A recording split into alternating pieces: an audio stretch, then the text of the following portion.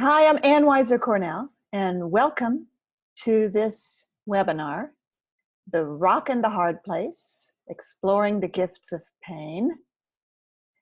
Pain is not a walk in the park. Pain is a serious business. And I'm really pleased that I've learned a few things about pain over my many years of bumping into things and getting injured and various events like that and also learn from other people, and I'm still learning. And I hope that you here who know something about awareness and pain will also be willing to share some of that with us today. This is a process of bringing focusing to pain, and focusing is an awareness process. And so our question today is, what kind of awareness can help with pain, and what does help look like, right? What are we talking about? Complete pain relief? Are we talking about feeling better? Are we talking about feeling less stressed? There's another whole dimension of pain that has to do with what pain needs, or what it's asking for, or what it's telling us. So there's pain relief, or pain easing, or a shift in the struggle over pain. And then there's also how pain and other physical symptoms may be asking for something. They may have information for us. So welcome to this webinar. Let me say a few things about the Zoom webinar format. This is a webinar, and that means that you can see me, but I cannot see you. And if you want to talk to me, there are two easy ways to do that.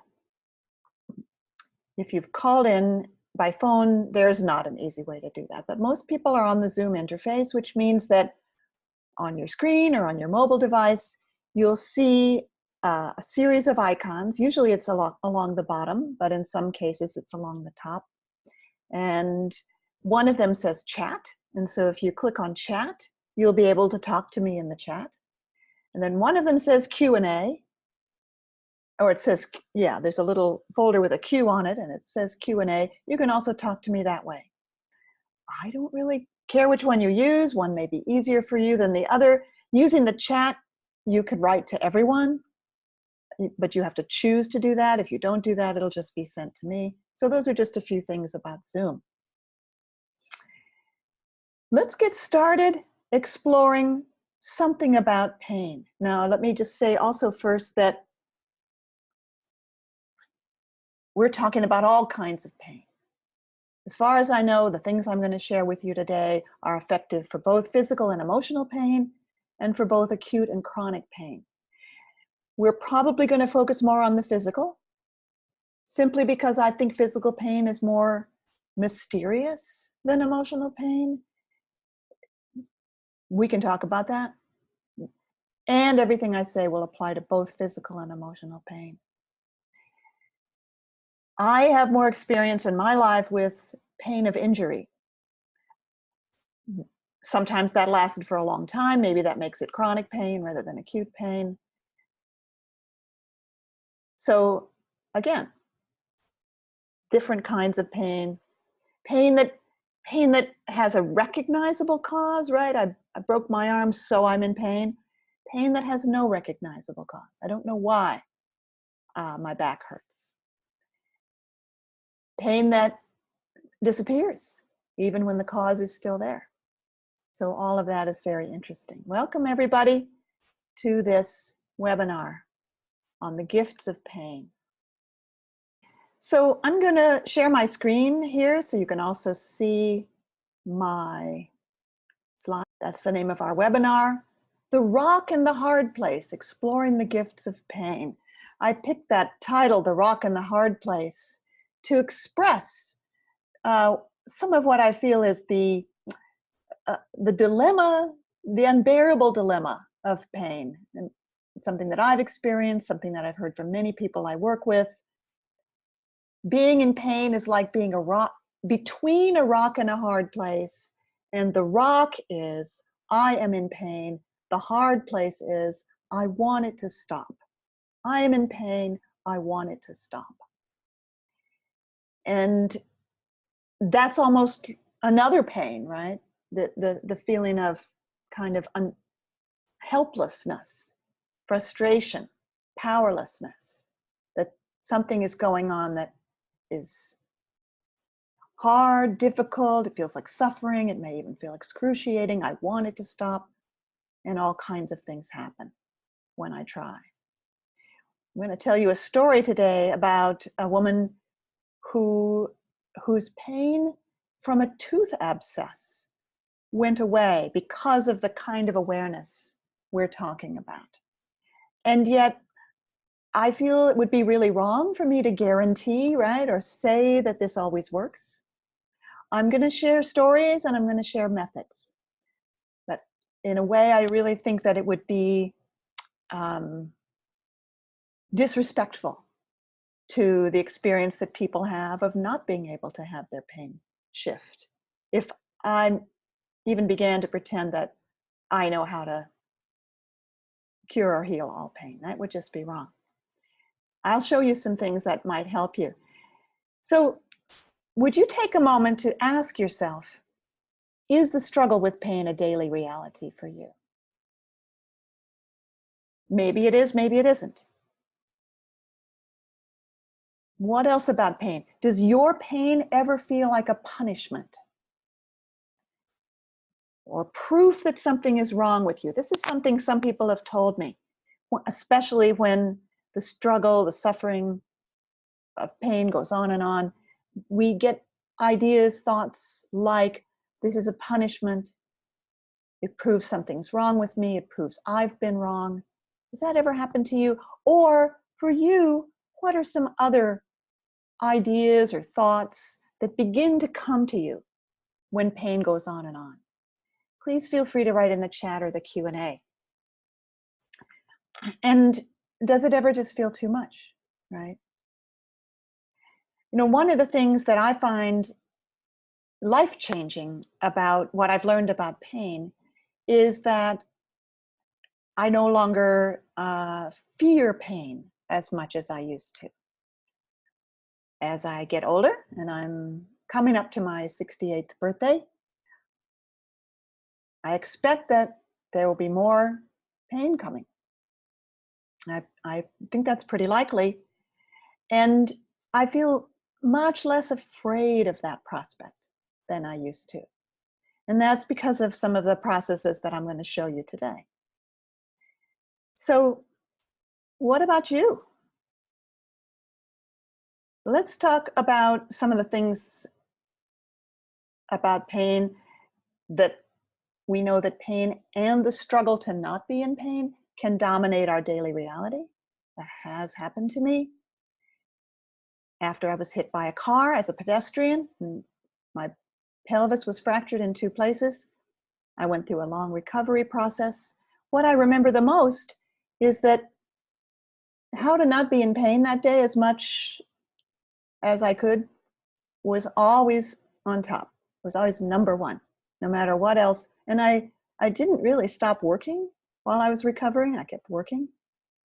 No matter, I saw clients, I did classes, I did seminars, I traveled internationally. Some of that was maybe a bad idea, but I did it anyway. And always, how can I be in less pain today was at the very top of every waking thought, really. So that is something that may be going on for you. And thoughts like, what if this goes on forever? Feelings like worry, anxiety, depression, despair. Now, what we're going to say is that thoughts and feelings like that actually compound the pain. It's one of the 2 big things I want to share today. Thoughts and feelings like that can actually compound the pain. So there's pain, and then there's trying not to be in pain. There's pain, and then there's the struggle with pain. And I feel much more confident that I can help you shift the struggle with pain. And here's the thing. If you shift the struggle with pain, it's more likely that the pain itself will also shift in some way. In some way. And let's mention emotional pain, because emotional pain can be as bad as physical pain. And both of them, physical pain and emotional pain, can drag us down, fog our brains, make us tired, disrupt our sleep, put us on a much shorter reactive tether. And it's not always easy to tell the difference between emotional and physical pain. How do I know if this pain is emotional or physical? Sometimes you can tell, but sometimes you cannot. And I think it's really interesting to treat physical pain as if it has an emotional component, and I'll tell you some stories about that today. I see some people have shared some things, so let's take a look at what's happening here. The chat.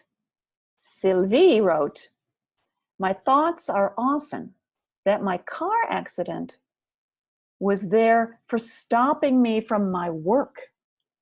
That's very demanding." And it's still there. These thoughts are still there and very strong. So you had a car accident and you're obviously still experiencing something like pain and debility. And what has come to you is that had a purpose of stopping me from working. And there's still something going on about that, some issue about that, something in you doesn't want to get back to work. Wow, it sounds like you've already done a lot of exploring that whole issue. Yes, definitely. Sylvia is responding to my question. Yes, the pain is still very strong.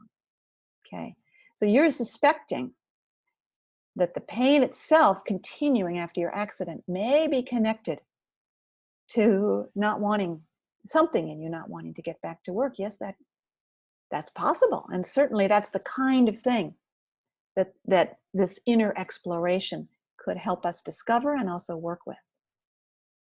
And Taj is writing, yes, whenever there is physical pain, usually, or emotional pain, I'm usually taken over by the thought, this will go on forever. No, that's so interesting. It might go on forever, probably not.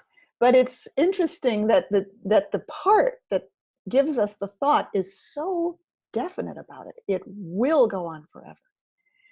It's worried it'll go on forever, of course. Yes. Yes, Caroline writes, I feel similarly to Sylvie that the pain is stopping me from striving too hard in my work. Interesting. Now, if that's true, it might be that being with the part of you that's been striving and being with the part of you that doesn't want to do that anymore could shift the pain itself. We could look into that. Danny writes in the Q&A, I'm not in pain now. Bless you. I'm not either right now. I'm afraid that being in pain constantly will ruin the rest of the moments in my life and that I will never have my life back. Yeah. Well, so there's two things, right? I'm afraid being in pain constantly will ruin the rest of my life. So we're acknowledging that pain is difficult, that it can disrupt our sleep, it can fog our brains, it can put us on a shorter reactive trigger. And then there's the fear and the worry that that will happen. And these are actually two different things. And effective working with pain, in my view, is going to include working with both. Yeah? Both the pain itself and the thoughts and the doubts and the predictions that this will go on forever, the anxiety, all of that. It's going to involve working with both. And there are different methods for working with the two.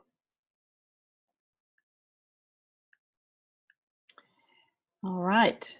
Another participant is saying, I've been in pain for 24 years. I don't expect an end to it. No, mm, I can see why you wouldn't, and I certainly wouldn't want to say that you'll experience an end to it from this work. But what can we expect? What can we expect?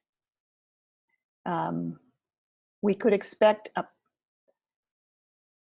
a shift in how it all feels to be bearing it. And I've heard from some people who have had pain for that long that it's possible to experience a shift at that level.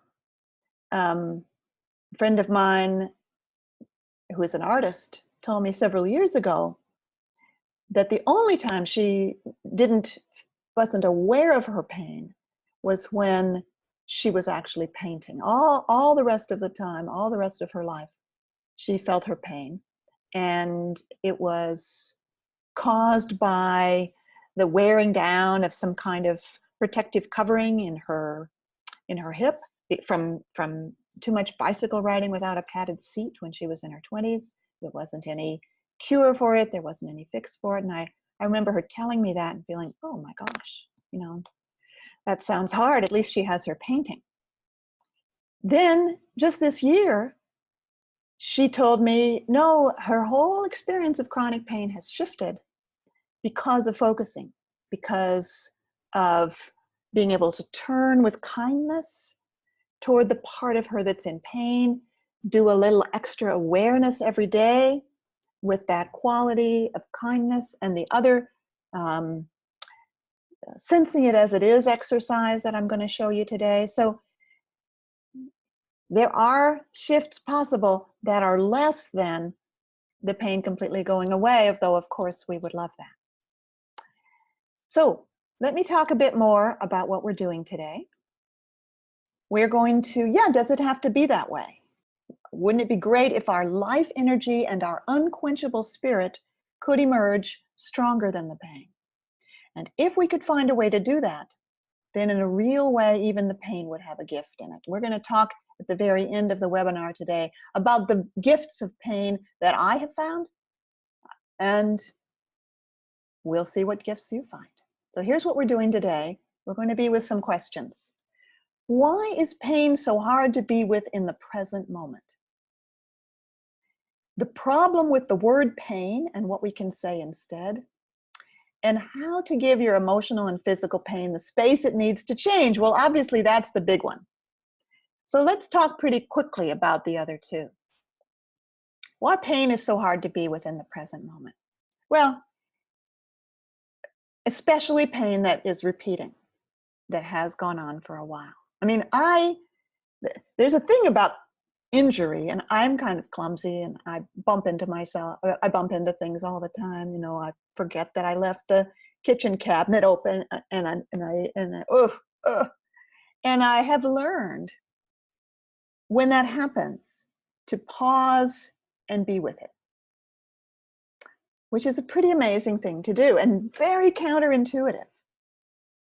The first time that ever happened to me, that I thought I would try pausing and being with the pain of injury, I actually had the thought, don't do that, you'll break it. Something had fallen on my foot. Don't do that, you'll break it. I could break my foot. The injury was over. I could break my foot by bringing awareness to how it felt. So it was a new habit to cultivate, and I did. So that now it's automatic.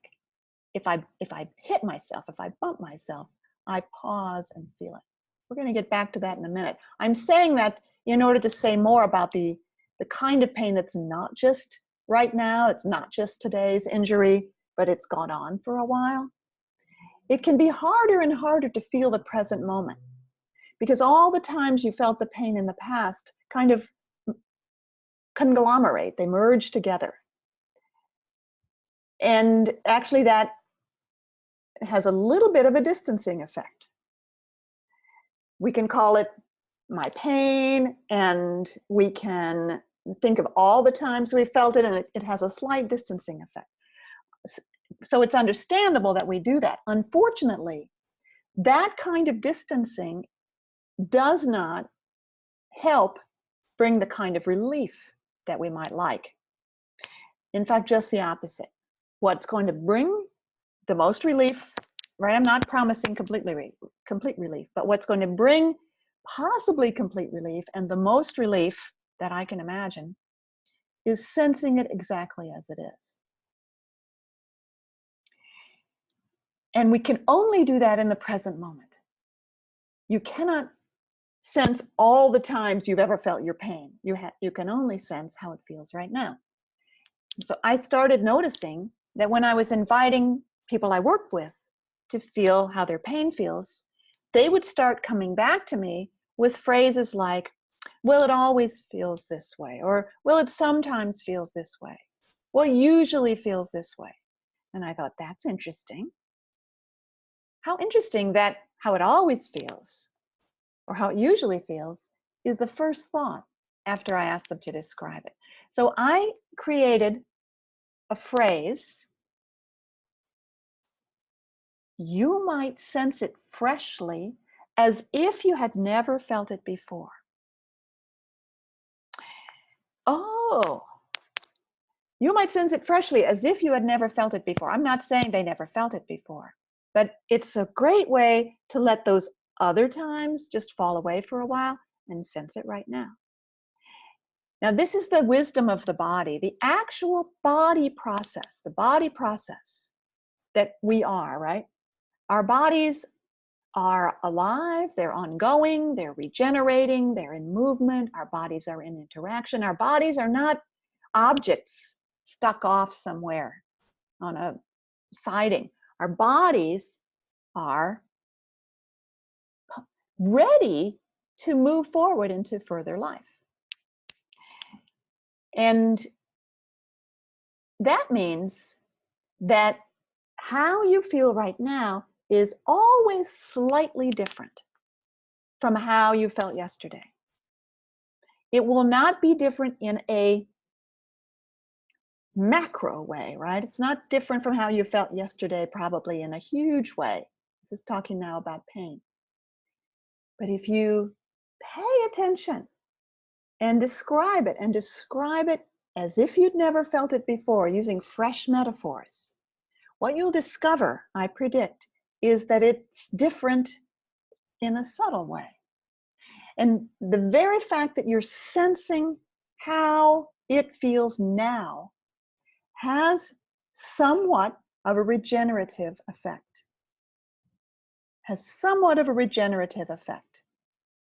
So this is what I've discovered over 45 years of working with the focusing process, is that awareness of how it is now allows the next step to emerge. I don't know what the next step will be. We never know what the next step will be. Awareness of how it is now, a certain kind of awareness of how it is now, right? So that what we want is a non-judgmental awareness, an awareness that doesn't push or pull, an awareness that senses exactly how it is. So pain is hard to be within the present moment because something in us is trying to get away from it. And it feels like lumping all the pain together is some kind of distancing. But actually, being with pain at the present moment has a powerfully regenerative effect. So, oh, I said this already. Haha, great. Now, the second thing I want to talk about is the problem with the word pain. Yeah? So the word pain is also slightly distancing. It's a bit abstract. That's my pain is back. There's a way that using language that way pushes our experience a little bit away. And the word pain comes with so much extra baggage. It's along with the word pain that we often get these thoughts about feeling sorry for ourselves, or how helpless we are, or how angry we are, the circumstances that brought us here,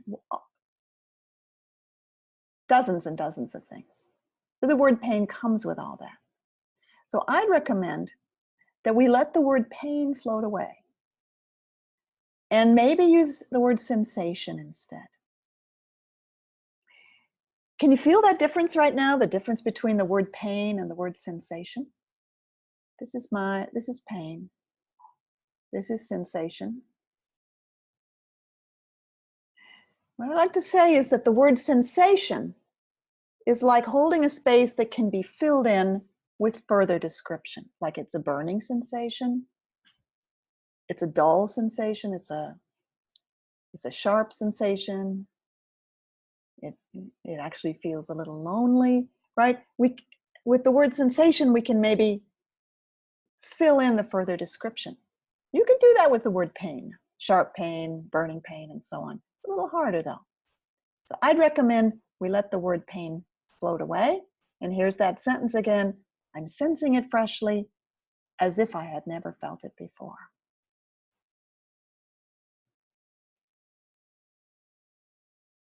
Okay, I'm gonna just come back. See who's got something more you want to say to me now, based on what I've been saying so far. Yes, Danny says the word pain has also, she has also discovered that that's a bit problematic and that there's a big difference when we use another word. Great, great. Now, was there somebody who raised a hand? I don't know. I don't know about raising hands. All right.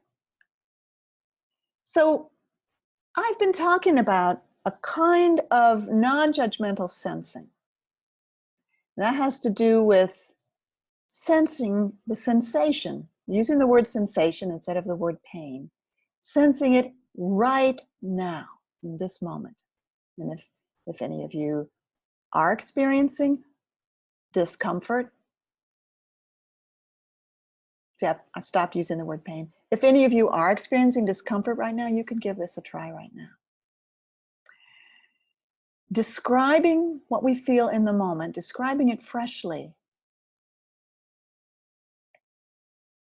has a number of positive effects. It may result in a releasing. Even if it doesn't, it can result in more kindness, more self-compassion, and so on. However, this only works in an environment of, like I said, self-acceptance. How do you make yourself accepting? What do you do with, remember the rock and the hard place? I am in pain. I don't want to be in pain. What do you do with that? What do you do with not wanting to be in pain? How can I stop not wanting to be in pain? How can I stop being angry with my pain, being frustrated, feeling helpless and powerless? You cannot. We can't make ourselves feel any other way than how we feel. I'm smiling because for me, the news is good. You don't have to change your feelings. Every one of those reactions to the pain is something in you. So here's the magical language. I am sensing something in me, whatever, right? Let's see. Taj had earlier told us, whenever there's pain, emotional or physical, I'm usually taken over by the thought, this will go on forever. This will never change. Okay, let's take that as an example. I'm going to open up a whiteboard and just type some things here. And the first thing I'm going to type is, this will go on forever. Now, the first magic language I want to show you, and if you followed my work at all, you know about the 3 magical words, something in me. And in the case of a thought, like this will go on forever, we're going to follow the word something in me with the word says. So something in me says, this will go on forever. Now, notice what just happened. This will go on forever. Something in me says this will go on forever. Feel that difference? Let's do one more thing. Something in me says this will go on forever, and I am saying hello to that. So something in me says this will go on forever, and I am saying hello to that. I'm saying hello to the one in me who says this will go on forever. There's a shift in there from being taken over, dominated, hijacked, to being able to turn toward and be with what we feel. And let's take the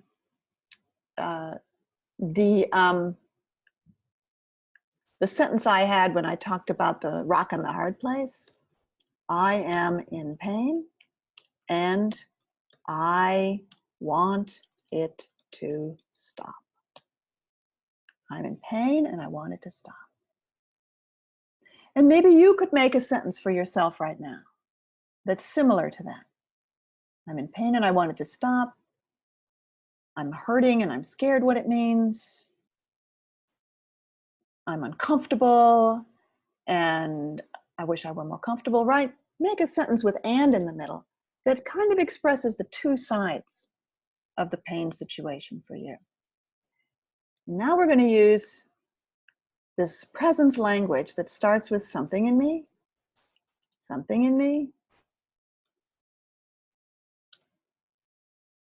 wants the pain to stop. I'm taking the second one first. Something in me wants the pain to stop. And there is pain. There is pain. There is pain is very simple. We don't know if a part of me is in pain. We don't know if I am in pain. It doesn't feel quite right to say something in me is in pain if pain is my experience. Feels a bit disrespectful. So we're not going to say it that way. We're going to say something in me wants the pain to stop, and there is pain. So try to apply that to your sentence. And there is discomfort, right? Something in me is worried this will go on forever, and there is pain. So the and lets us hold two sides, the rock and the hard place. We're going to come back to the pain itself because we have a further process to do with that. But these reactions to it, I don't like it. I'm afraid of what it means. I'm tired of it. I feel powerless in relation to it. All of those reactions to it. What you can do with any of those is use this language, something in me, and let yourself feel a little bit distanced from these reactions. We're not pushing them away. In fact, what we're doing by getting that little distance is enabling the possibility of a relationship. I can take the part of me that is afraid my pain will go on. I can take the part of me, as Sylvie said, that believes my pain is continuing because I don't want to go back to work. Now, all of that is worth exploring. And in order to explore it, we're going to need this relational distance where something in me feels this way, and I am going to be listening to that. So when you keep on saying hello, hello, hello to these emotional reactions that you have, what happens is that you then become a non-judgmental environment. You become, your awareness becomes very simple. It's a simple quality of awareness. I like to tell the story of the night I was in a monastery in Japan. Late at night, there was a tea kettle, an electric tea kettle on in my room. And as I was falling asleep, I could hear it hissing. So I thought, oh my gosh, I have to turn that off. That's going to hiss all night. And I wasn't, it was, I regret it now. I didn't turn on the light and look carefully. I just kind of reached over to try to find the off switch. And I burned my arm. I remember it was right here. I burned my arm, the blast of hot steam, very painful. Walked over, there was a sink in my room. I ran cold water on it. I judged it as not serious enough to wake somebody up, and I lay down. And then I did the thing I'm going to recommend that you do. This kind of pure awareness, pure non-judgmental awareness. I simply brought awareness to the sensation. By that time, the word pain was not in my vocabulary for experiences like this. Brought awareness to the sensation in my arm. And I felt, it's very interesting. One of the gifts of pain is it makes it very easy to focus in the sense of, this is the only thing in the universe. There's nothing else going on. It dominates. And that's something that is really a problem when you're trying to do something else. But when your main purpose is to just spend time with the sensation itself, it's good that it dominates. I felt myself sinking into it, dropping into it, sensing it just as it is, almost like I was tasting the sensation. And even though it was quite uncomfortable at one level, I also began to feel very peaceful. I knew that I was doing the one thing that would be helpful. I wasn't resisting or fighting or arguing. I wasn't saying at the time what a stupid thing that was to do, to not turn on the light, just doing nothing except purely sensing and describing, right? Sensing and describing go together. Let's see, how would I describe this? And I came up with the word sizzling, which is, not a calm, relaxed word to have some part of your body be feeling like. It felt sizzling.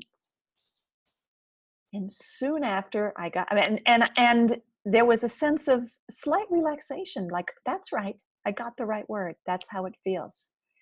Soon after that, I fell asleep. In the morning, when I woke up, those were the days when I slept all night. In the morning, when I woke up, it didn't hurt. There was no pain. There was a bad burn. Over the next few weeks, it went through a whole process of blistering, filling up with fluid, blah, blah, blah. I still put awareness on it, and it would tell me what it needed. Even though there was no pain, it still was delicate and needed care.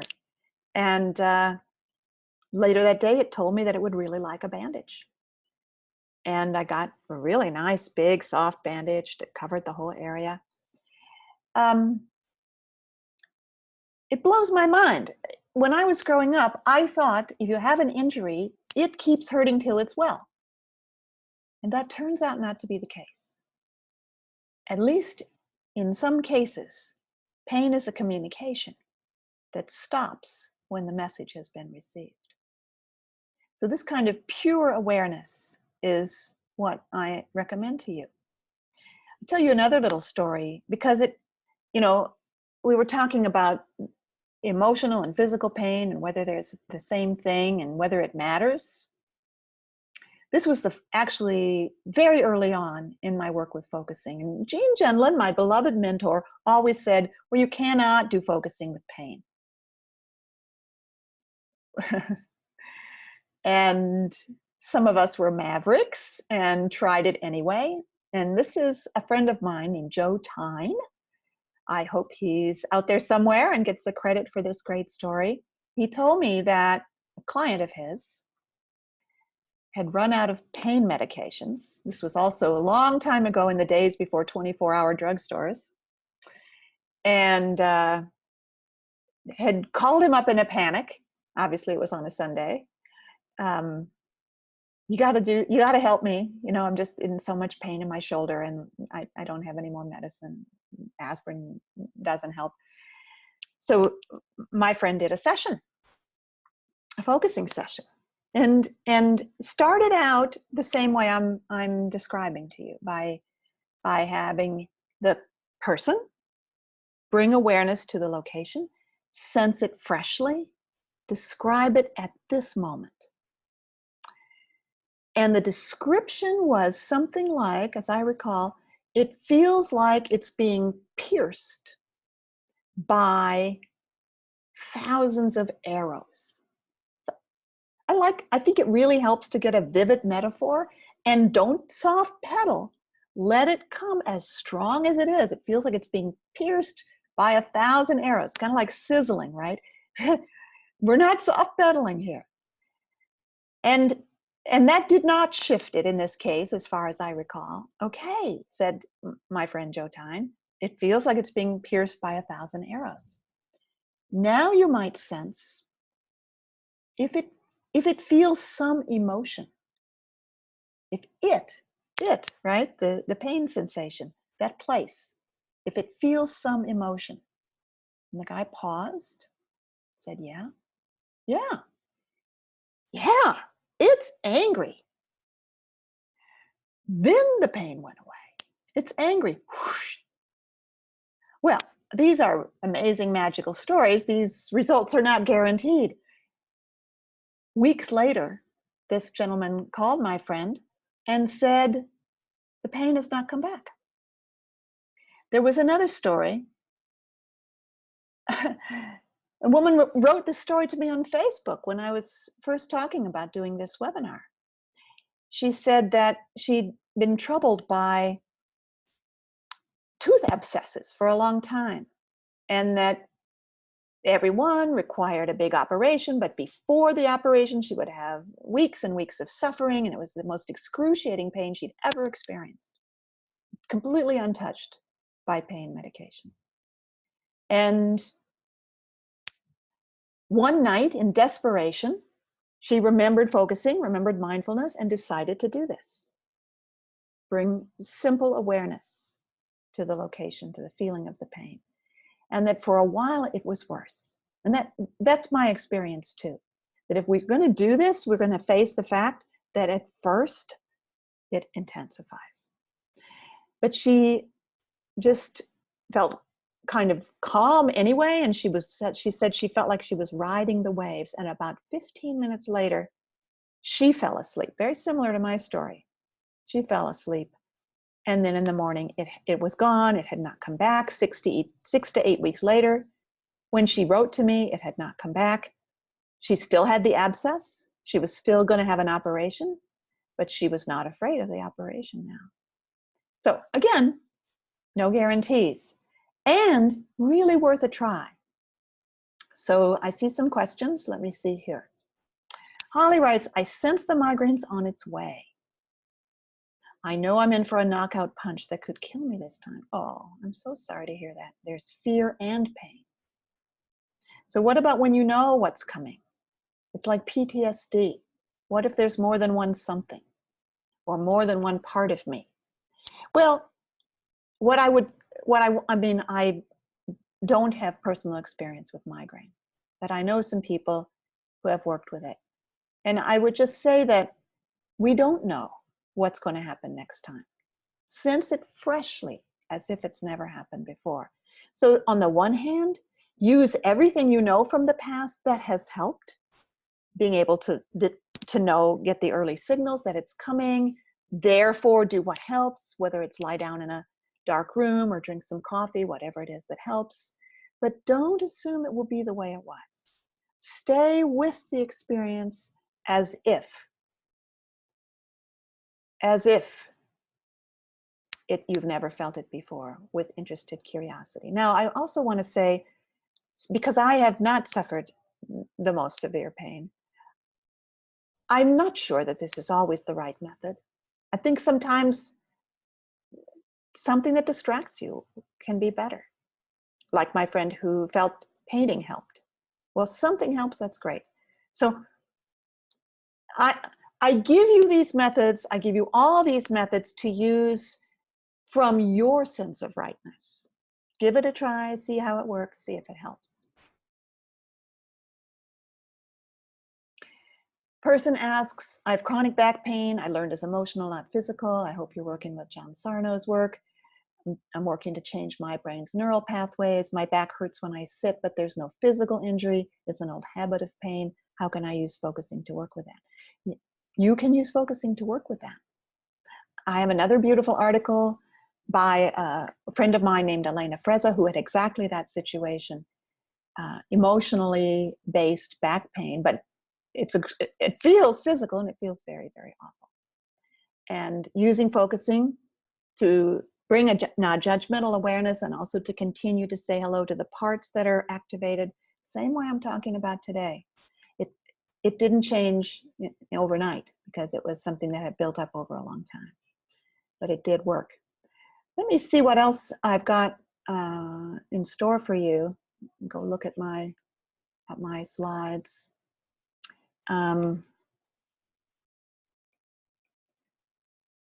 So how to give your emotional or physical pain the space it needs to change. Let me point out the phrasing of this sentence. I am a great believer in the body's own resources of healing. That's what I do as a focusing teacher, both with emotional and physical pain. That includes the pain, the emotional pain that comes from trauma. It includes the physical pain that comes with trauma. The body knows how to heal. The most fascinating mystery to me has always been, why does the body sometimes not heal if it knows how? And I believe that's because we experience stoppages of our life forward energy when something traumatic has happened. And injury is always a form of trauma. Illness is always a form of trauma, because that's not what the life energy was moving toward. So there's a stoppage involved in injury and illness. There's the healing process is so much bigger than what I understand. I know there are many people who are medical professionals that do wonderful healing work. There's all kinds of alternative and complementary healing methods.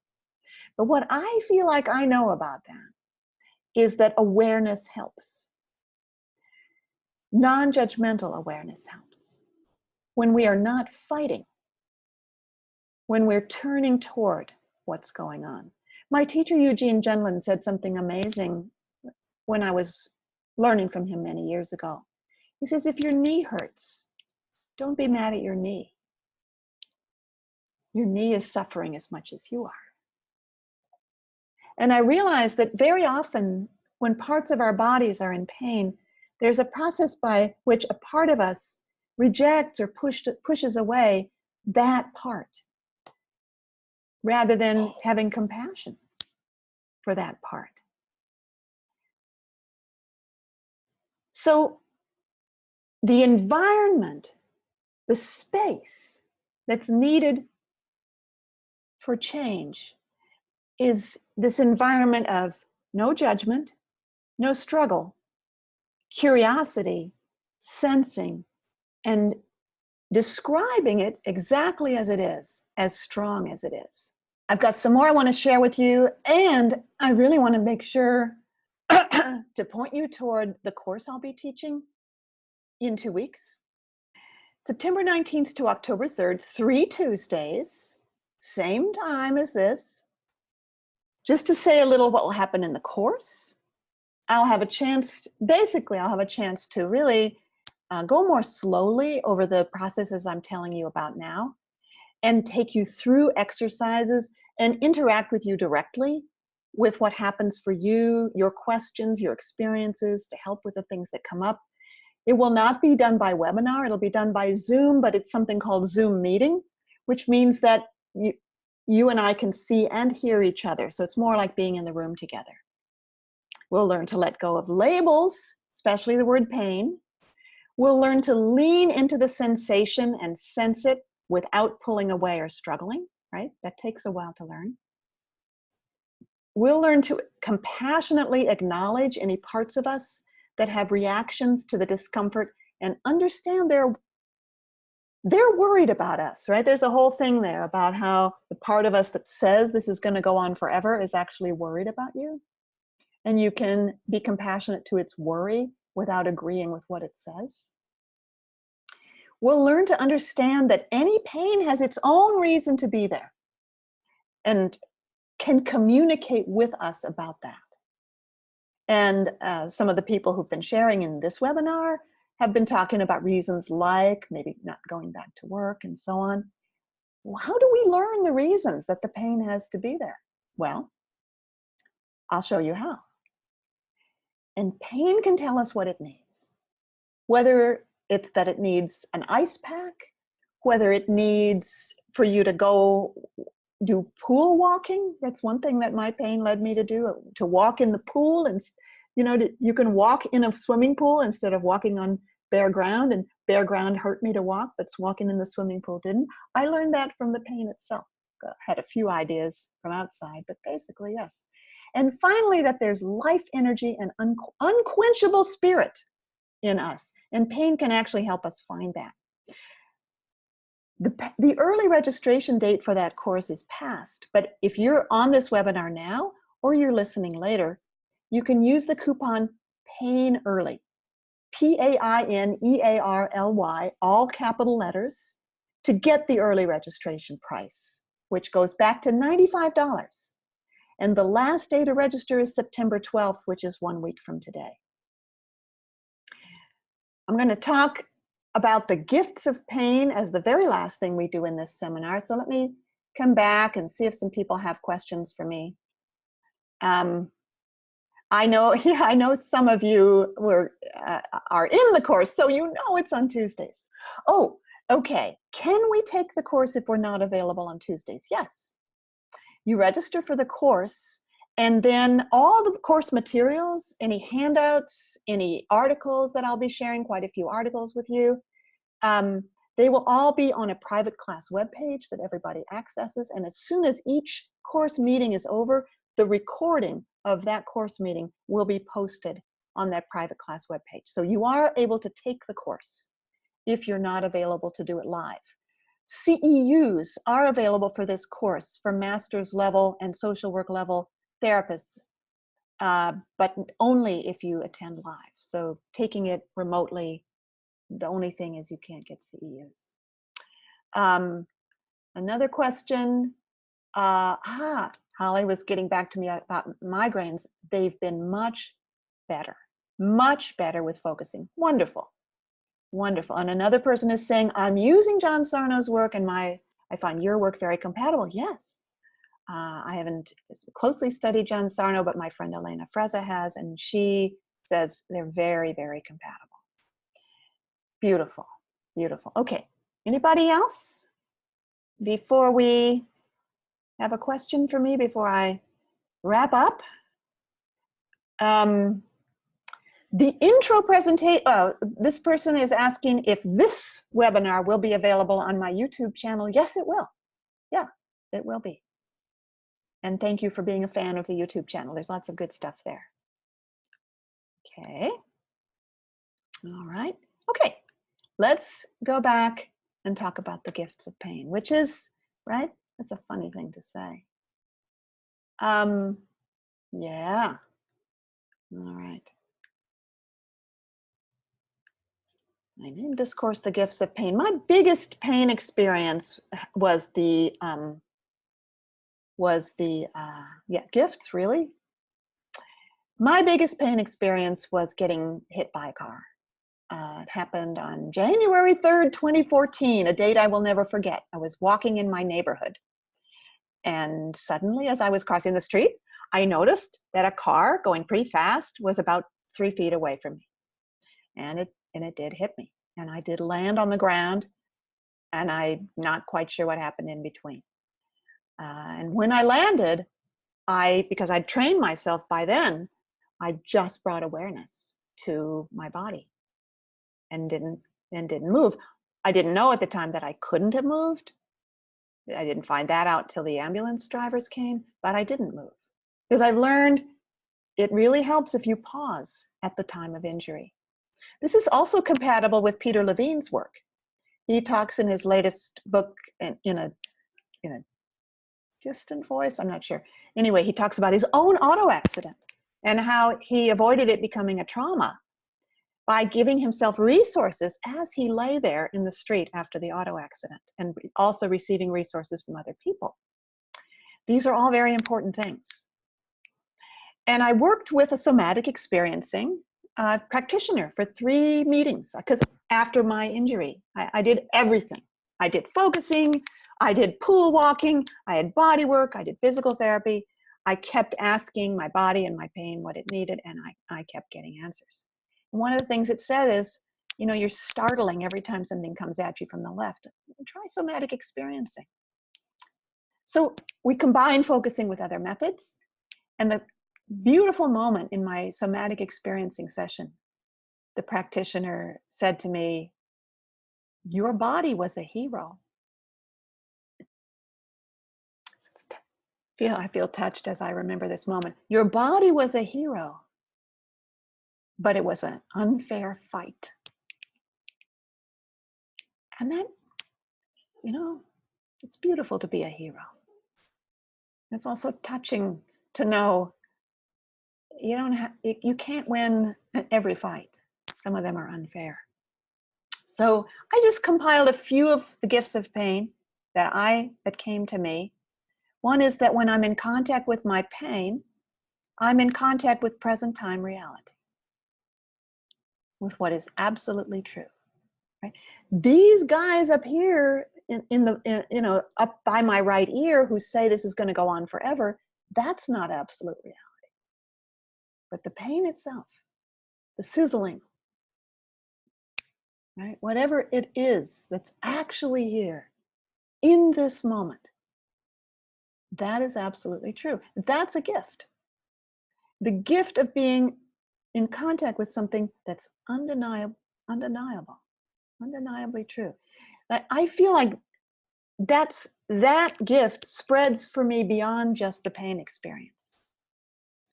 It's about being, the gift of the pain is to teach me that I can actually do that in every moment, not just with pain.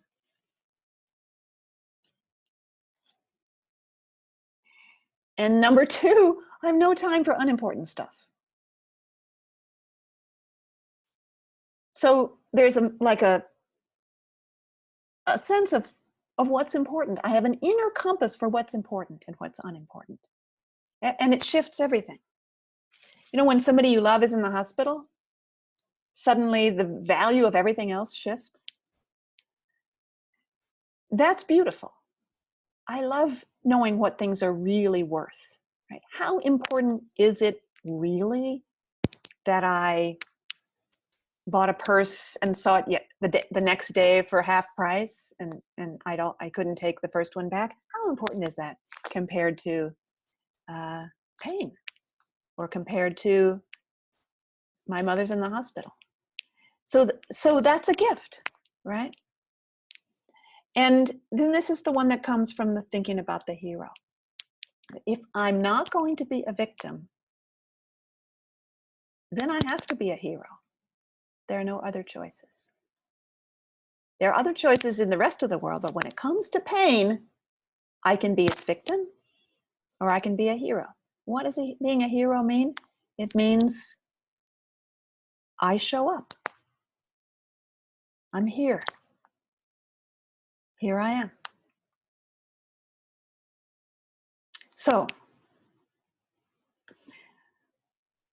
I like this quote by Albert Camus, who wrote, "In the midst of winter, I found there was in me an invincible summer."